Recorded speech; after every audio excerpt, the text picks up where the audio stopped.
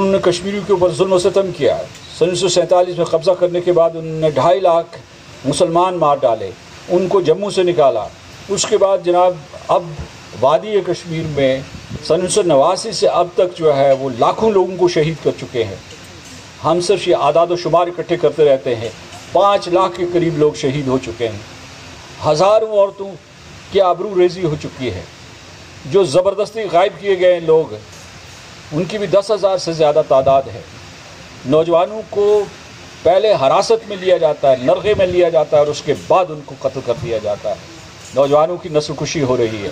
آپ کو یہ بتاؤں کہ وہاں جو ہے 13,000 قیدی, اس وقت ہم سب لوگ یہاں موجود ہیں, 13,000 قیدی جس میں زیادہ ٹین ایجرز ہیں اور بچے ہیں, وہ سارے کے سارے کانسنٹریشن کیمپ میں ہیں. کانسنٹریشن کیمپس میں پھیلے ہوئے کانسنٹریشن کیمپس میں ہیں, سری نگر میں, اس کے گرد و نواح میں, جموں میں, شمالی ہندوستان میں, اور ان کے اذہان بدلنے کی کوشش کی جا رہی ہے.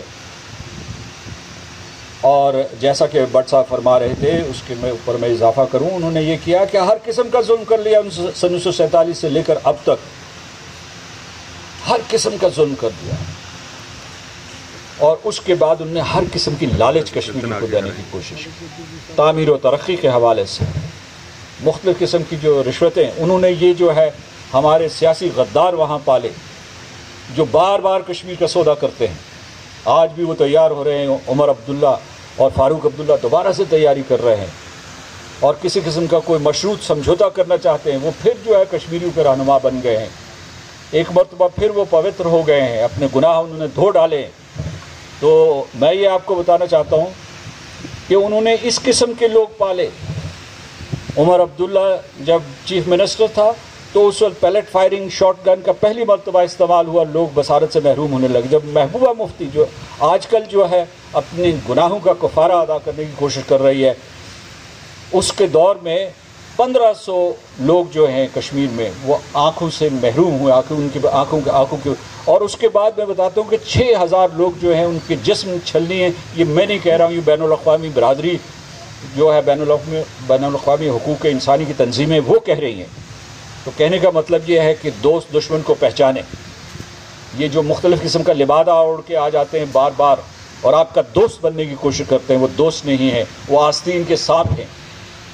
دوسری ایک اور چیز میں آپ کو بتانا چاہتا ہوں کہ وہاں اسلم میر صاحب یہاں بیٹھے ہوئے, میرے ان کے ساتھ تفصیلی گفتگو ہوئی اس سلسلے میں جب یہ مظفر آباد میں میرے پاس تشریف لائے تھے. آپ کو پتہ ہے کہ جس پیمانے پر اس وقت کشمیر میں معاشی استحصال ہو رہا ہے, دنیا میں اس کی کوئی نظیر نہیں ملتی ہے. جو انہوں نے میری اس طرف توجہ دلائی تھی, میں نے دیکھا, اس کی تحقیق کی کہ یہ جو تعمیر و ترقی کی تعمیر کی جو کنسٹرکشن انڈسٹری ہوتی ہے, اس میں ریت ہو, کرش ہو, بولڈرز ہوں یا کوئی بھی اور مٹیریل استعمال ہو رہا, اس کو کس طریقے سے انہوں نے کشمیریوں سے چرایا ہے. کیا آپ کو یہ معلوم ہے کہ انہوں نے ایک انوائرمنٹل کمیٹی بنائی ہے اور اس میں کہا ہے کہ جو یہ کشمیری دریا کے پاس یا جو واٹر باڈیز کے پاس جو ریت ہوتا تھا, جو کرش ہوتا تھا, اس کا جو کاروبار کیا کرتے تھے وہ ان سے چھین لیا ہے کہ اس کے لیے تمہیں جو ہے ایک انوائرمنٹل سرٹیفکیٹ چاہیے. اور وہ جو ادارہ ہے سارے کے سارے ٹھیکے جو ہے باہر سے ہندوؤں کو دے دیے, بہار سے, بنگال سے, ہماچل پردیش سے, یو پی سے, ان سب کو انہوں نے ٹھیکے دیے ہیں. ٹھیکیدار وہاں موجود نہیں ہے, ان کا ایک ٹیلی فون نمبر موجود ہے, پتہ نہیں ہے. اور جو کشمیری ہیں, ان کو سب کنٹریکٹ کیا ہے یا بہار سے لا کے لوگوں کو وہ ٹھیکے دے دیے ہیں. تو جو ان کی حکومت کہتی ہے, وہ ادارہ کہتے ہیں کہ یہ جو کشمیری کام کر رہے ہیں یہ سارے کا سارا غیر قانونی ہے, کیونکہ یہ انوائرمنٹل سرٹیفکیٹ کے بغیر ہے. اور جو انوائرمنٹل ادارہ ہے وہ اس کے سلسلے میں کسی قسم کی پیش قدمی نہیں کر رہا, اور جنہوں نے ٹھیکے لیے ہیں وہ اس سلسلے میں کسی قسم کی کوشش نہیں کر رہے ہیں کہ وہ سرٹیفکیٹ ایشو ہو.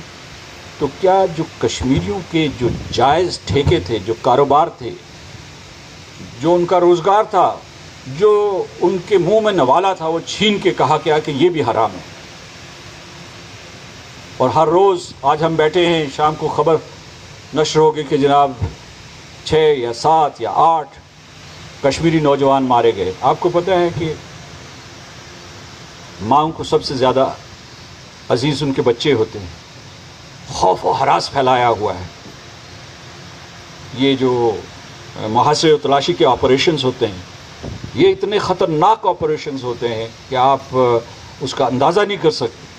تو اس میں جب وہ یہ حملہ آور ہوتے ہیں یہ وہاں قابض افواج، تو عقبی دروازے، پچھلے دروازے سے بچیوں کو نکالنا پڑتا ہے ان کی عزت بچانے کے لیے. اور جو لڑکا ہے اسے بھی بچانا ضروری ہے، کیونکہ جو لڑکا ہے 10 سال کا 11 سال کا، جب وہ اپنی ماں کی، اپنے دادا نانا کی بے عزتی ہوتے دیکھتا ہے، جب فوجی ان کو ٹھوکریں مارتے ہیں تو اس وقت ان کو بچانے کی کوشش کرتا ہے، تو اسے PSA کے تحت جو ہے ٹیررسٹ قرار دیا جاتا ہے اور 2 سال تک اسے نظر بند کر دیا جاتا ہے. قیامت ہے حضور، قیامت، میں آپ کو یہ بتا رہا ہوں.